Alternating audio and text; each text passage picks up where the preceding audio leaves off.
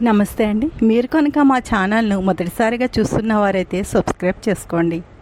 ఇక కథలోకి వెళ్తే పొద్దున్నే భార్యాభర్తలకు చాలా గొడవైంది. చాలు, ఇంకా చాలా ఎక్కువైపోయింది, ఇంకొక నిమిషం కూడా నేను ఇక్కడ ఉండను అని భార్య కోపంగా చెప్పింది.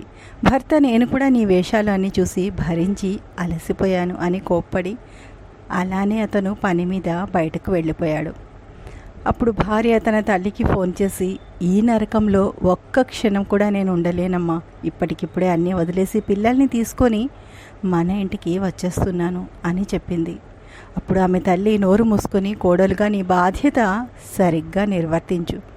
నీ పెద్దక్క కూడా భర్తతో గొడవపడి ఇక్కడికి వచ్చేసి చెప్పిన మాటలు లెక్క చేయకుండా మొండికేసి విడాకులు తీసుకుంది.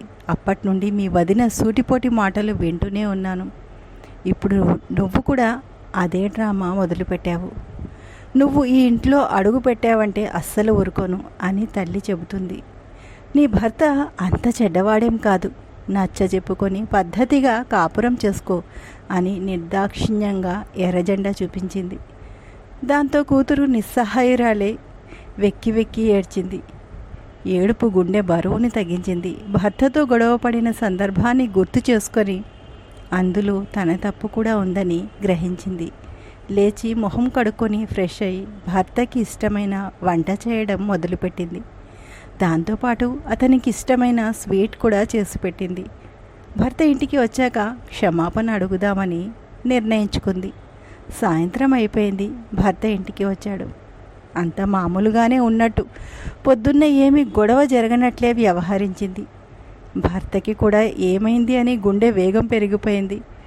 అతను భోజనం చేసి స్వీట్ తినేటప్పుడు, ఏమండి, అప్పుడప్పుడు నేను కూడా ఏదో పిచ్చిదానిలాగా ప్రవర్తిస్తూ ఉంటాను, మీరు ఏమీ అనుకోకండి, పొద్దున జరిగిందేది మనసులో పెట్టుకోకండి, నేను కూడా మనిషినే కదా, అప్పుడప్పుడు కోపం వస్తుంది అంటూ భర్త గుండెల మీద వాలిపోయి క్షమాపణ చెప్పింది. భర్త కూడా ఆమెను దగ్గరకు తీసుకొని అతను కూడా క్షమాపణ చెప్పాడు. భార్య మనసులో తల్లిని తలుచుకొని థ్యాంక్స్ చెప్పుకుంది. ఎందుకంటే తల్లి కఠినత్వం వల్లే ఆమె తన నిర్ణయాన్ని మార్చుకునే అవకాశం వచ్చింది. లేకపోతే తను ఆవేశంలో తీసుకున్న నిర్ణయం వల్ల తన కాపురం నాశనం అయిపోయేది. తన పిల్లల భవిష్యత్తు కూడా పాడైపోయి ఉండేది. తల్లిదండ్రులు పెళ్ళైన వాళ్ల కూతురు ప్రతి మాటను సమర్థించడం మానేస్తే వాళ్ళ కాపురాన్ని నిలబెట్టిన వాళ్ళు అవుతారు. ఇంతేనండి కథ.